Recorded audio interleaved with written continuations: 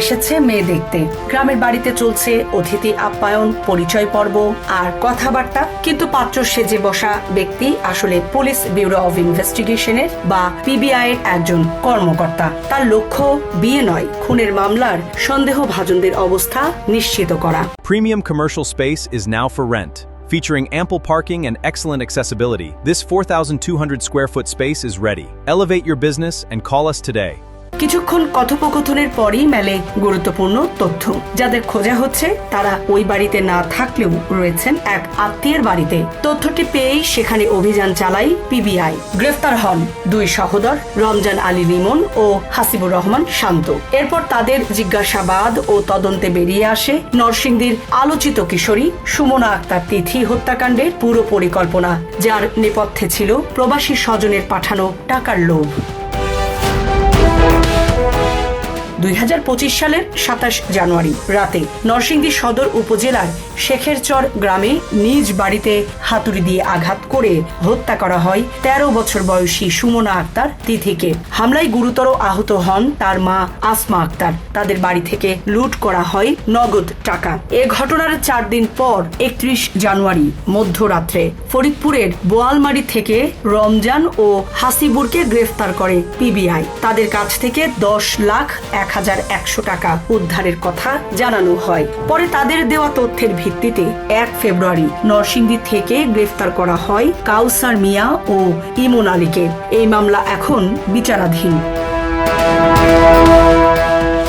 হত্যাকাণ্ডের পর তদন্তকারী কর্মকর্তাদের হাতে দৃশ্যমান কোনো সূত্র ছিল না। বাড়ির আশেপাশে সিসিটিভি ক্যামেরা ছিল না, প্রত্যক্ষদর্শীও মেলেনি। ফলে তদন্তের শুরুতেই এক প্রকার অন্ধকারে হাতড়াতে হচ্ছিল পিবিআইকে। এ অবস্থায় তদন্তকারী কর্মকর্তারা নিহত তিথির বাবা মোফাজ্জল হোসেনের সঙ্গে দীর্ঘ সময় কথা বলেন। পরিবারের সদস্য, আত্মীয় স্বজন এবং আর্থিক লেনদেনের তথ্য সংগ্রহ করা হয়। প্রবাসী স্বজনের পাঠানো টাকার লোভ থেকেই এই হত্যাকাণ্ড সংগঠিত হয়েছে। প্রযুক্তি নির্ভর তদন্ত এবং মাঠ পর্যায়ের অভিযানের সমন্বয়ে ঘটনার রহস্য উদ্ঘাটন এবং জড়িত ব্যক্তিদের গ্রেফতার করা সম্ভব হয়েছে।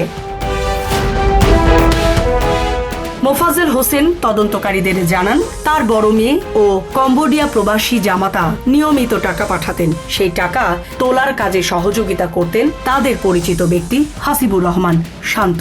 এ তথ্য পাওয়ার পরই তদন্তের মোড় ঘুরে যায়। হাসিবুরের মুঠোফোনের বিষয়ে প্রযুক্তিগত তদন্ত শুরু করে পিবিআই। তাতে দেখা যায় হত্যাকাণ্ডের রাতে তিনি নরসিংদীতে অবস্থান করছিলেন, আবার পরদিন ভোরেই চলে যান ঢাকার রাজবাড়ী এলাকায়। এই অস্বাভাবিক গতিবিধি তদন্তকারীদের সন্দেহ জোরালো করে। এর মধ্যেই আরেকটি তথ্য মেলে। তদন্তকারী কর্মকর্তারা জানতে পারেন রমজান আলী বিপুল পরিমাণ টাকা নিয়ে কিশোরগঞ্জের দিকে যাচ্ছেন। এরপর থেকেই তার গতিবিধি নজরদারিতে রাখা হয়। পিবিআই কর্মকর্তাদের ভাষ্য, কিশোরগঞ্জ, ফরিদপুর ও নরসিংদীতে কয়েক দিনের ধারাবাহিক অনুসন্ধান, মুঠোফোনের তথ্য বিশ্লেষণ এবং আত্মীয় স্বজনের সূত্র ধরে তদন্ত চালিয়ে তারা নিশ্চিত হন রমজান ও হাসিবুর হত্যাকাণ্ডে জড়িত। এরপরই তারা বোয়ালমারিতে গিয়ে অবস্থান নেন এবং শেষ পর্যন্ত পাত্র সেজে চালানো অভিযানের মাধ্যমে সন্দেহভাজনদের অবস্থান নিশ্চিত করে গ্রেফতার করেন। জিজ্ঞাসাবাদে বেরিয়ে আসে তিথি হত্যা ও ডাকাতির পুরো রহস্য। ঘটনার 4 দিন পর 2025 সালের 31 জানুয়ারি মধ্যরাতে ফরিদপুরের বোয়ালমারি থেকে রমজান ও হাসিবুরকে গ্রেফতার করে পিবিআই। তাদের কাছ থেকে 10,01,100 টাকা উদ্ধার করা হয়। পরে তাদের দেওয়া তথ্যের ভিত্তিতে 1 ফেব্রুয়ারি নরসিংদী থেকে গ্রেফতার করা হয় কাউসার মিয়া ও ইমন আলীকে। এই মামলা এখন বিচারাধীন আছে।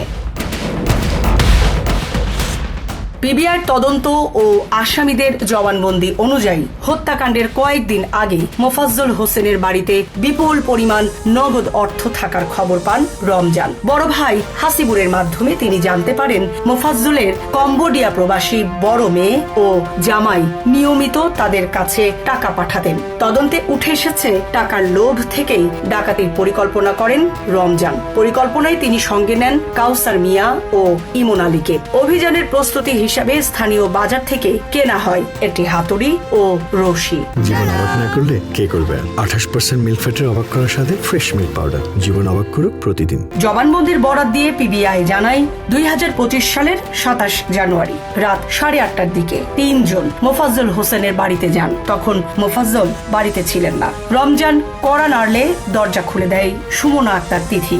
দরজা খোলার সঙ্গে সঙ্গে তার মুখ চেপে ধরা হয়। তিথি চিৎকার করে বাধা দেওয়ার চেষ্টা করলে হাতুড়ি দিয়ে আঘাত করা হয়। পিবিআই জানায় সে সময় মেয়ের চিৎকার শুনে এগিয়ে আসেন মা আসমা আক্তার। তার ওপরও হামলা চালানো হয়। ঘটনাস্থলেই মারা যায় তিথি।